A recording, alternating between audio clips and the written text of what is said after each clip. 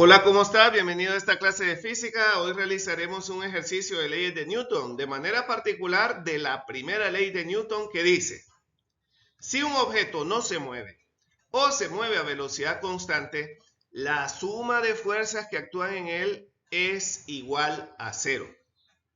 Veamos el ejercicio.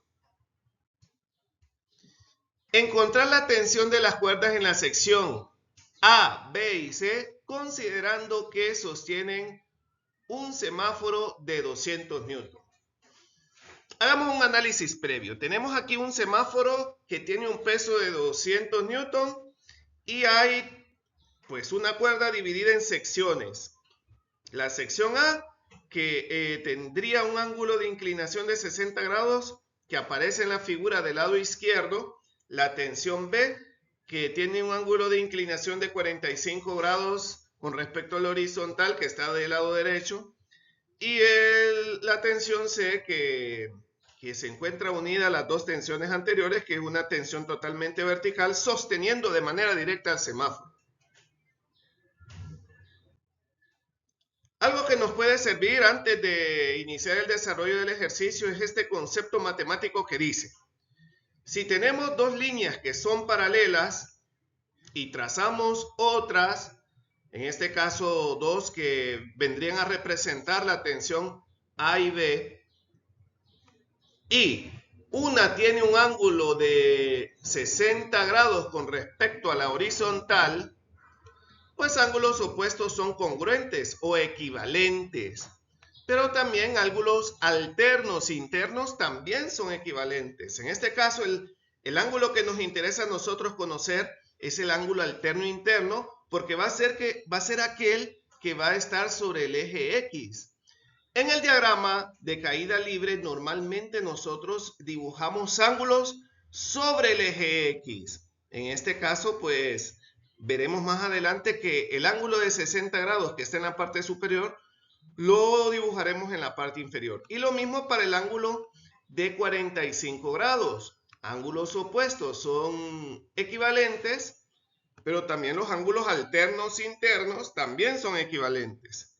Este es el que nosotros utilizaremos en el diagrama. Sigamos con el desarrollo. Bien, para desarrollar este ejercicio, entonces, vamos a establecer como punto de referencia el semáforo.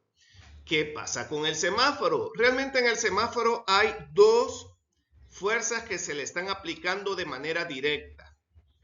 Una es el peso y otra es la tensión en C. En este momento no se ven reflejados A y B. ¿Por qué? Pues porque no están de manera directa sobre el semáforo.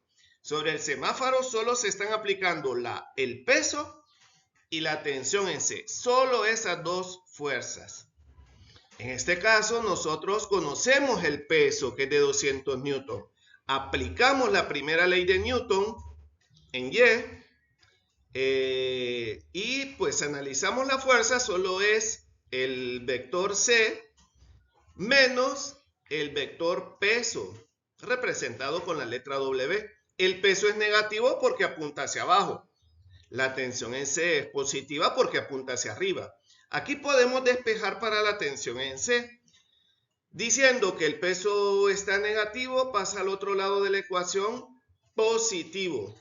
Sustituimos el valor del peso, que es de 200 newton, y como conclusión podemos decir que la tensión en C es de 200 newton. Ahora bien, vamos a cambiar ahora el punto de referencia. Ya no va a ser el semáforo.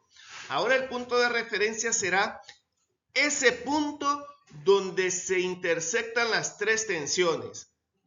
Ese punto donde se intersectan las tres tensiones, la tensión A, la tensión B y la tensión C. En ese punto vamos a ver reflejado la tensión en C, que ahora en este nuevo punto de referencia apuntará hacia abajo debido a la fuerza que se está generando por el peso que apunta hacia abajo. La tensión en B que estaría en el primer cuadrante con un ángulo de 45 grados, y la tensión Bueno, en este caso, pues antes de dibujar la tensión en A, pues miramos que el ángulo allá arriba es de 45 grados y si tú te fijas, esa línea que está en la parte superior es paralela al eje X y como te dije anteriormente, ángulos alternos internos son equivalentes. Por lo tanto, si allá arriba es 45, pues aquí también abajo sobre el eje X, entre el vector y el eje X también sería de 45 grados. Lo mismo pasaría con el vector A, donde allá arriba pues hay un ángulo de 60 grados y como allá hay una línea que es paralela al eje X, los ángulos alternos internos también son paralelos. De esta forma, pues podríamos establecer el diagrama de cuerpo libre en este segundo punto de referencia. Ahora, el vector A tiene una componente en X, que lo vemos reflejado en el diagrama de cuerpo libre, y tiene una componente en Y. Asimismo pasa con la tensión en B. Tiene una componente en X y una componente en Y, debido a que son vectores inclinados, no es vertical, no son totalmente verticales ni horizontales, como si pasa con el vector C, que es totalmente vertical, no tiene componente en Y. Aplicamos primera ley de Newton en Y. ¿Cuáles son las fuerzas en Y? Bueno, partamos de los vectores positivos. Primero, AY, segundo, BY, y después los vectores negativos, que es menos C. En este caso, conocemos el valor de C y conocemos los ángulos. De manera que AY sería A seno de 60, esa es la componente en Y, A seno de 60, y la componente en Y del vector B sería B seno de 45. Y el vector C, que es de 200 newton, igual a 0. Seno de 60 es 0.866 y seno de 45 es 0.707. Aquí lo que nosotros tenemos es una ecuación con dos variables. No podemos avanzar más. La ecuación no se puede desarrollar más. Vamos a trabajar ahora sobre el eje X. Vamos a aplicar primera ley de Newton en X. ¿Cuáles son las fuerzas en X? Primero el positivo. Sería BX menos AX. Ahora, ¿qué es BX? BX es B coseno de 45 y AX es A coseno de 60. ¿Qué es coseno de 45? Es 0.707 que se multiplicaría con el vector B y coseno de 60 sería 0.5 que se multiplicaría con el vector A, igual a 0. Ahora, esto que tú ves en pantalla en negrita, estas dos ecuaciones, en matemáticas se le denomina un sistema de ecuaciones de dos variables.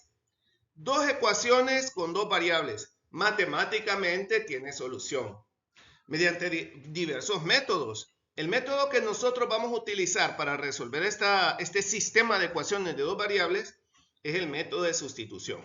Veamos. Estas son las dos ecuaciones. La ecuación más simple es la que aparece del lado izquierdo.